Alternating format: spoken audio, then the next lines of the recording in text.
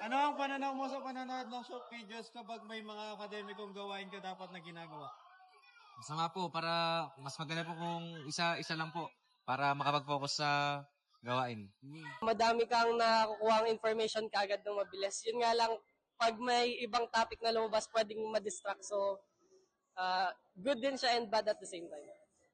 Para po sa akin, nakaka-distract po yung mga short videos. Kasi kapag nanonood ako ng short video, syempre tuloy-tuloy ako manonood kasi sobrang na-entertain ako sa mga short videos to the point na hindi ko na nagagawa yung mga activities na kailangan ko gawin. So, kapag gagawin ko yung kailangan ko gawin, dapat tuloy-tuloy yan. Pero kaso, nadidistract ako sa short videos. Kaya, ayun. Personally, nakikita ko siya as a distraction.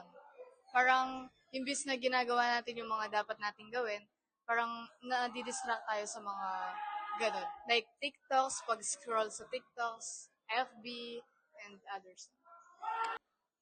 Ako, nafa-find ko yung panonood ng mga short videos na helpful sa akin kasi kapag kasi nag-aaral ako, syempre hindi naman tuloy-tuloy. Ginagamit ko yung panonood bilang bilang breaks ganun para ma-refresh ulit yung mind ko and hindi ako agad ma-drain. Para sa akin siguro, nakakapag-trigger pa ng mas malalang procrastination. Aray, kailangan mo nang gawin to, pero nag-scroll ka ng short videos, na-addict ka kasi tuloy-tuloy lang yung content, like yung entertainment, ganon. Kasi yun, mas napapabagal yung progress mo ng paggawa ng mga activities. For me, nalilibang ako and at the same time, nawawala yung focus ko sa paggawa ng mga academic projects and assignments. Okay. Next question. Ano ang iyong mga karanasan pagdating sa panonood ng short videos habang gumagawa ng mga iyong akademikong Di na po nakakagawa ng akademikong gawain kasi pinaprocrastinate ko na lang po dahil yun sa mga short video. Mas interesting siya dahil lahat ng videos nasa short video lang tapos madami kang nakukuha knowledge in a short period of time. Hindi ko na po nagagawa ang aking mga kailangan gawin kasi yun nga, tuloy na akong nanonood ng short videos tapos yun nga, nadidistract ako ng sobra kaya parang kailangan ko munang stress relief. Stress relief stress reliever ko po talaga yung short videos kasi ang daming entertaining videos doon. So, ayun. Yun nga, usually kasi, actually ganun ako eh.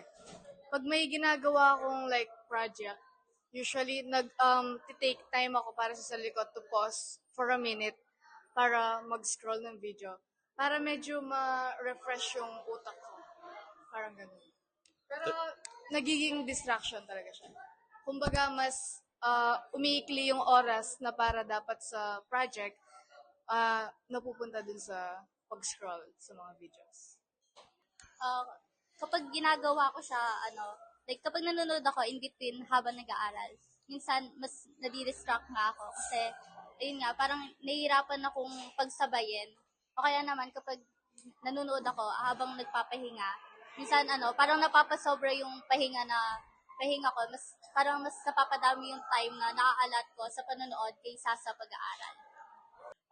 Minsan, napapadpad sa cramming kasi sa kakanood ko ng short form videos, minsan di ko napapansin yung oras dahil saglit lang sila, di mo din mapapansin. Like, kasi tigo 1 minute, compare ng panonood ka ng 20-minute video, alam mong 20 minutes ay lumipas. So, yun nga, kagaya nung sinabi ko na yung sa TikTok, pag nanonood ako ng short videos, na nawawala yung attention span ko, tapos nagkakataon na lumilipas yung oras, then nagkakaroon ng cramming pagdating sa mga academics, assignments and projects. question, kuya? Paano nakaka-apekto sa iyo paggawa ng mga gawaing akademiko ang labis na panonood ng mga short videos o social media? Nakaka-apekto po ito ng negatibo. Kaya iniiwasan ko po ito habang gumagawa po ng mga importanteng bagay.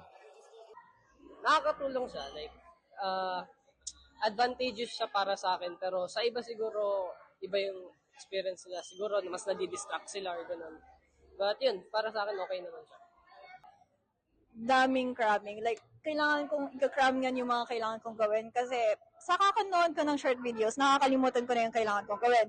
And as a grade 12 student, ang dami ko na rin kailangan gawin, lalo na projects, review, tapos malapit na rin kami mag-exam. So, baka mamaya lang kami, manonood lang kami ng short videos, tapos kailangan pala mag-review. Tinatamad na ako. So, ayun. Minsan, based on my experience, nagiging reason siya kung bakit minsan nagkakaram ako. Like, umaabot ako ng madaling araw dahil sa panonood ng mga ganun. Kasi, di ba, kapag nag-scroll tayo sa TikTok, hindi natin namamalayan na ilang oras na pala tayong nandun. Kasi very entertaining yung mga videos doon. Nung sabi ko kanina, mas nadi-distract ako every time na nanonood ako and parang nakakalimutan ko na yung pinaka ginagawa ko, which is yung pag-aaral. And nalaman ko rin na yung panonood ko ng short videos, parang nagiging reason siya sa pagbaba ng attention span ko. Kaya every time na nanonood ako ng mga videos, mga parang tutor ganun sa mga lesson videos, parang tinatamad na ako kasi parang feel ko sobrang haba nila para sa akin. Kaya hindi ko na sila tinatapos talaga. Napadpad ako sa cramming last minute. Minsan, sadyang makakalimutan ko until dun na sa araw ng deadline. Ayun. Minsan, nalilimutan ko yung mga ginagawa ko and at the same time, di ko na natutuloy kasi nga, mas nalilibang ako doon sa ginagawa ko sa panonood ng short videos. Ano ang iyong mga rekomendasyon upang maiwasan ang mga masamang epekto ng panonood ng short videos o social media sa iyong mga gawaing pang-akademiko? Bawasan po ito o kaya ilimita para hindi po ito makagambala. Para sa akin, like, talagang i-focus siya sa gusto mong panoorin na video and bigyan mo siya ng time limit. Kasi pag, it can be very addicting dun sa pag-i-scroll. So, yun lang. Yun lang. Kailangan po natin i-manage yung time natin, yung schedule. Para i-manage lang natin. Like, manonood ka sa time na to, tapos sa ganitong oras, mag-review ka na, tapos gawin mo na to. Yun lang. Kailangan mo lang ng time management para hindi ka magka-cramming sa kakanood mo ng short videos. Yun lang po yung recommend. Siguro, gumawa tayo ng timetable sa mga dapat natin gawin. Like, i-organize natin yung time natin and spread natin equally yung oras natin. Like, kunwari, ganitong oras sa project lahat, sa homeworks. Sa ganitong oras, refresh ka, go out, or mag-cellphone ka, mag-watch ka ng videos, gano'n. I-organize mo lang yung oras mo para equally na-divide yung oras na dapat sa mga iba't ibang bagay. Ginagawa ko kasi ngayon, kapag gusto kong manood, pinipigilan ko yung sarili ko and mas nagpo-focus na lang ako sa pag-aaral. Parang ginagamit ko yung panonood ng videos as a reward. Para kumari, magpo-focus ako sa pagtapos ng isang output. Para kapag natapos na ako, iniisip ko na lang na unlimited na yung time ko para manood. Gawa ko siguro ng like work schedule, kuwari, dito ako procrastinate. Tapos gawa ka ng alarm kung kailan mo nagagawin. And then, ayun, tapos, mag-set ka ng mga schedule, 4:30 to 5 o'clock, ganun, procrastinate, then 5 to 6, gawin mo na, tapos procrastinate ulit, tapos ganun, para balance. Discipline is the key. Kailangan talaga na iwasan yung labis na paggamit ng cellphone and at the same time, kailangan ng time management pagdating doon. Yan lang po. Thank you po.